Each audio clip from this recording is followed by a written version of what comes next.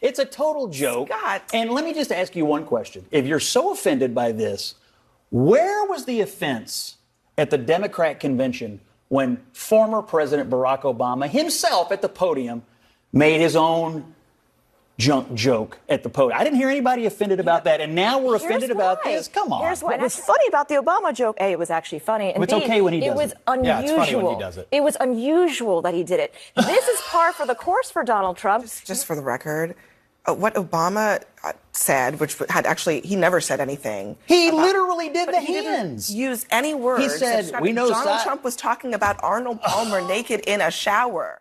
Abby, the scolding from Kamala Harris, who's upset because her opponent has a sense of humor. This is what we're in for the next 4 years. I agree with her, by the way. Words do have meaning. Everybody's words except for hers, because what she said when she ran for president before apparently have no meaning based on the kind of campaign she's running now. If you can't take a joke, make a joke, laugh a little on the campaign trail, I don't think the American people are in for scolding right now. Well, you should just be able to take a joke. You can't take a joke. Oh, that's your problem. I didn't say it was your problem. I said it's a problem that if somebody can't take a joke and wants to turn this into the biggest issue in the election, that's a political problem. I don't think anybody's turning this into the biggest issue in the election. All right, guys. So once again, we got to talk about the hypocrisy of the mainstream liberal media. Okay, we know that the mainstream liberal media over the past few days has been obsessed with Trump telling a story about Arnold Palmer's penis. Now, again, this was a story that was meant to be a joke.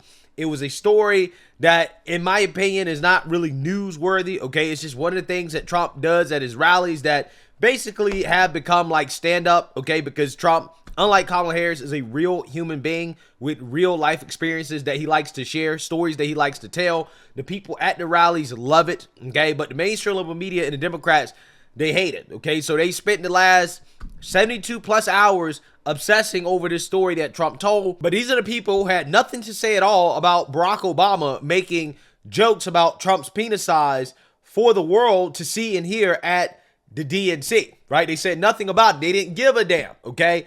And when confronted on this clear hypocrisy, as you guys saw at the beginning of this video, Democrats say, well, it's different, right? It's different because Obama did it, okay? They can't really explain the difference, okay? But it's just different because Obama did it. Now, here's the thing.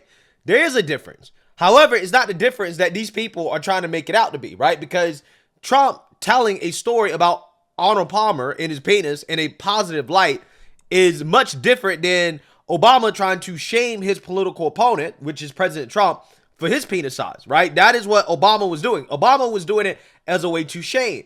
Trump was doing it as a way to kind of praise and to, paint the legendary golfer in a positive light, right? He was telling a funny story. He was not trying to shame Arnold Palmer over his penis or anything like that, but Obama was trying to shame.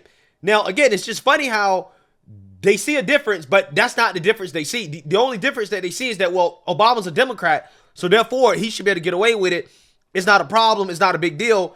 And because we hate Trump, right, that is why we should obsess over this non-story for 72 hours straight, okay? So that is the type of hypocrisy that we're seeing. And we got to talk about another story that shows the clear and overt hypocrisy from the mainstream liberal media and the Democrats, which is the fact that Democrats tend to embrace misogynist and sexist and toxically masculine men when it benefits them. Like, for example, Doug Pimp Hand Strong Emhoff, Kamala Harris's husband, who is facing allegations of domestic abuse because he allegedly slapped his girlfriend while they were out on a date or something like that. Out on the town, he slapped her because he was upset that she was flirting with another man or something like that. Allegedly, that's what happened, okay? And also on top of that, he caused his nanny, his kid's nanny, to get a miscarriage after impregnating her while cheating on his first wife. Again, these are things that we all know the mainstream liberal media would be obsessed with if this was the spouse of a Republican, okay? We all know this. However, because it is Kamala Harris's husband, they've been silent, right?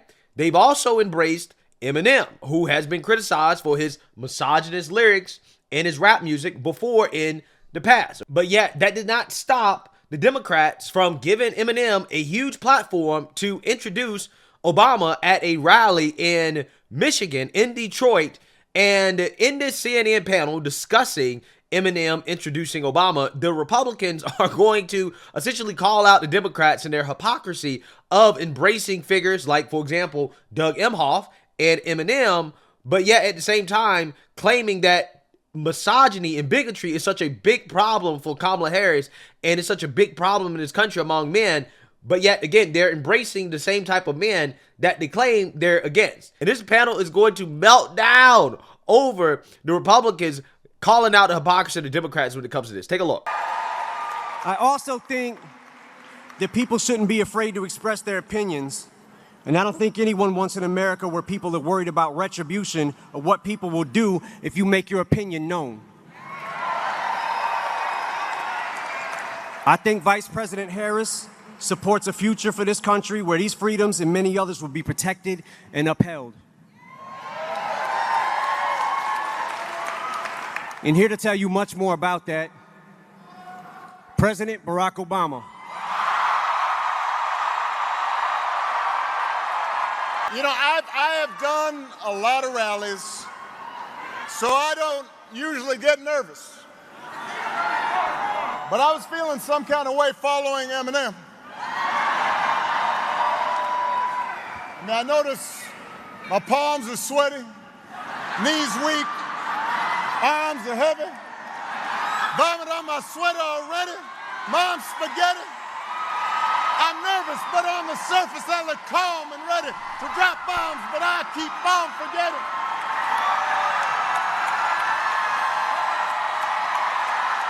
From within.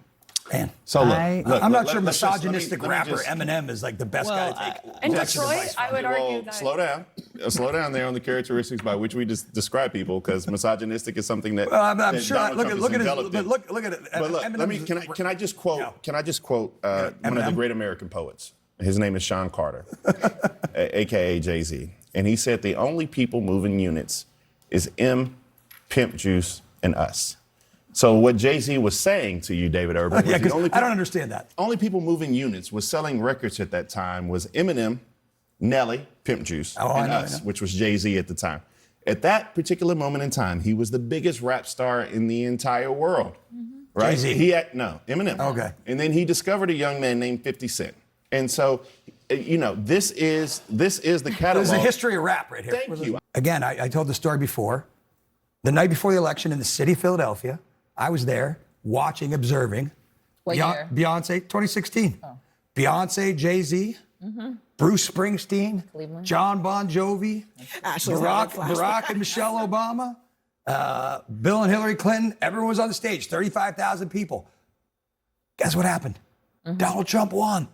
So all that didn't matter. And that's Beyonce, okay? That's Beyonce. That's not Eminem. That's Beyonce. I think it didn't move the numbers. I think this Eminem thing, I got to tell you, this campaign is so everything that's said about Donald Trump and his treatment of women and the gender gap in this campaign, this rapper, who I fully admit sold a lot of records, if you've read some of the things he has said about the promotion of domestic violence. No. What he said, against women. He said if you're famous, Bakari, you can grab them by the. Bakari, I listened to your entire filibuster. If you could just give me 13 seconds.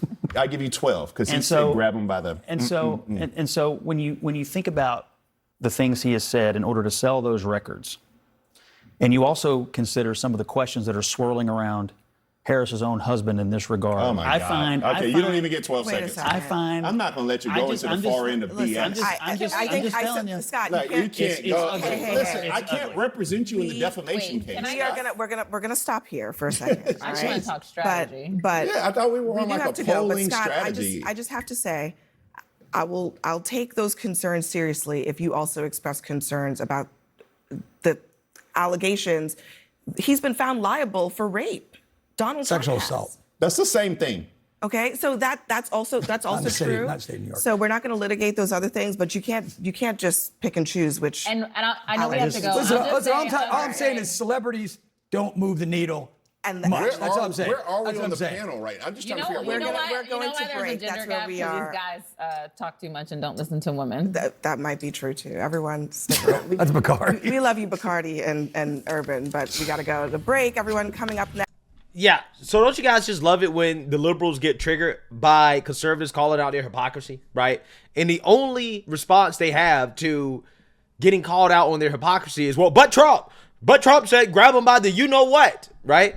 But see, what they don't understand is that this doesn't work. This whataboutism does not work because it's not conservatives and Republicans that are out here boohoo whining, crying about misogyny and sexism being such a big problem in society, right? See, if we were out here crying and whining about that, then yes, your whataboutism would be valid, but it's not valid because we don't care, right? I'm not out here crying about men and how bad they are and, you know, how they treat women. I don't, that's not my thing, right? It's not what I'm concerned about. What David Irving and Scott Jennings are calling out here is the hypocrisy of Democrats not worrying about it, right? Democrats platforming somebody like Eminem, who, by the way, I mean, there are articles on the internet, whole think pieces about how playing Eminem at work may be sexual harassment because of how his music is degrading towards women, right? That's how degrading his music is, right? According to the left, according to these people, you have this article.